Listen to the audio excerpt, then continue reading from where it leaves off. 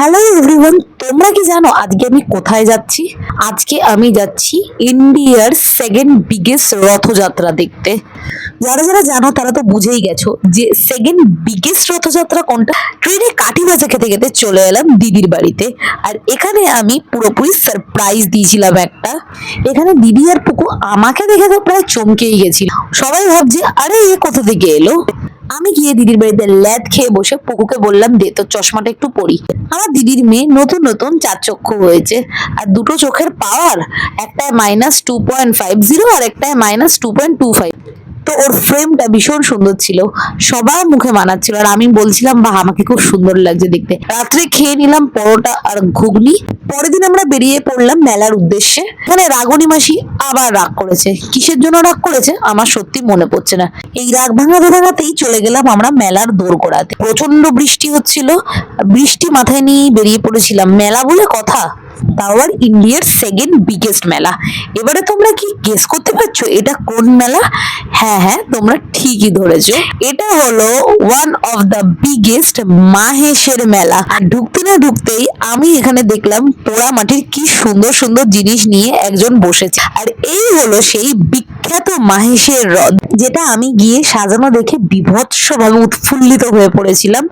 এত সুন্দর জিনিসটা, আর এটা 1 মাস এরকম ভাবেই সাজানো থাকে আমার দিদি বললো।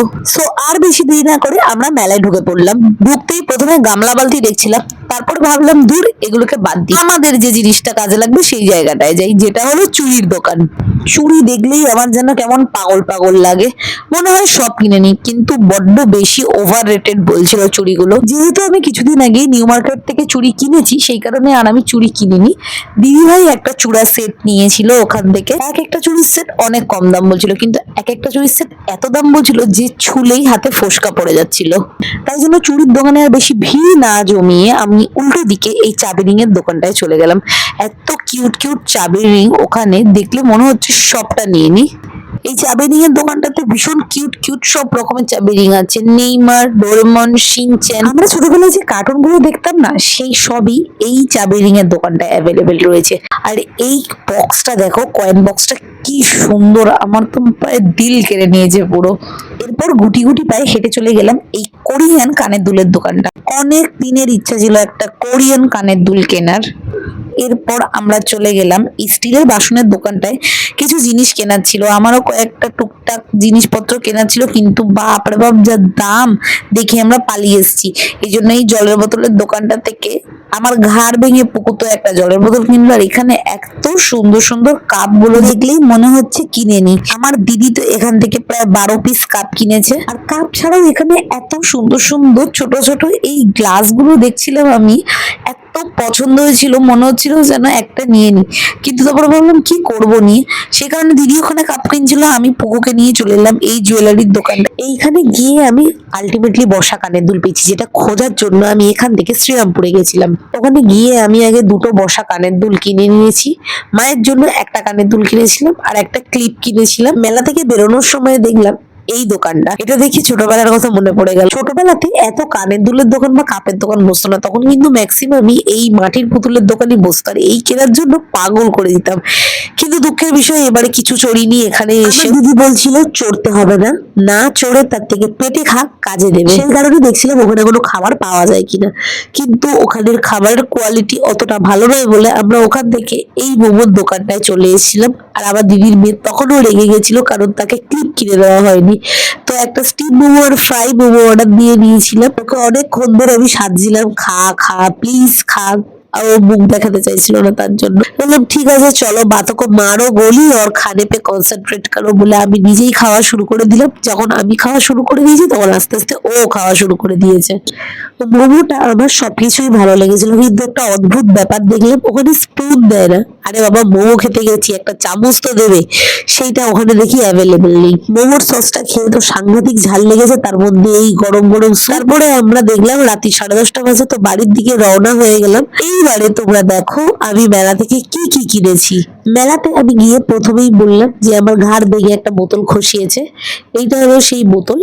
আর আমি এই বোতলটা কিনে নিয়েছিলাম। বেসিক্যালি আমার এই ম্যাট ফিনিশ বোতলটাই বেশি পছন্দ, আমিও ওরকমই খুঁজছিলাম কিন্তু দোকানটায় ছিল না। আমি এত গাধামি করে এখানে বোতলটা কিনে নিয়েছি, তারপরে দেখলাম প্রত্যেকটা দোকানে এরকম ম্যাট ফিনিশ বোতল রয়েছে। আমার নিজের মনটা এত খারাপ হয়ে গেল। আমার সাথেই সবসময় এরকমই হয়, খারাপটা সবসময় আমার সাথেই হবে, ছোটবেলা থেকেই এই জিনিসগুলো আমার সাথে হয়। তো আমি কলকাতা থেকে শ্রীরামপুর দৌড়ে গেছিলাম ঠিক এই কানের দুলগুলো কেনার জন্য।